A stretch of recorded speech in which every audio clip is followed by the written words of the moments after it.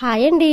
మేము చోడవరంలో ఉండేటప్పుడు ఒక దగ్గరే మేము ఇంకా చుట్టుపక్కల 5 ఇల్లులు వారందరం చాలా సరదాగా చాలా సంతోషంగా ఉండేవాళ్ళము. అక్కడికి వెళ్ళిన తర్వాత వాళ్ళందరితో పరిచయం బాగా ఏర్పడిపోయింది. తాతయ్యలు, మామయ్యలు, అత్తలు, అక్కలు ఉండేవారు. ఒకరింట్లో ఒకరం తినడం, కూరలు, స్పెషల్ వంటలు వంటివి ఇచ్చిపుచ్చుకోవడం, ఎక్కడికి వెళ్ళాలన్నా గుడికైనా సరే అందరం కలిసే వెళ్ళేవారము.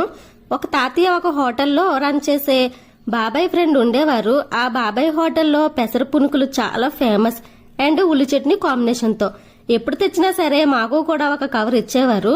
ఆ పెసర పునుకులు తింటుంటే చట్నీతో ఆహా, ఎప్పుడు తిన్నా బాబాయ్ హోటల్లో పునుగులే తినాలనిపించేంత టేస్టీగా ఉండేవి.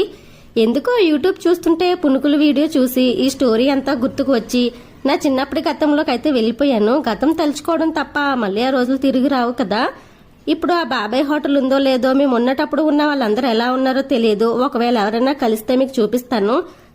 ఈ రోజు సింపుల్ గా అయిపోయి మునక్కాయ టమాటా కర్రీ చేశాను. నచ్చితే సబ్స్క్రైబ్ చేయండి.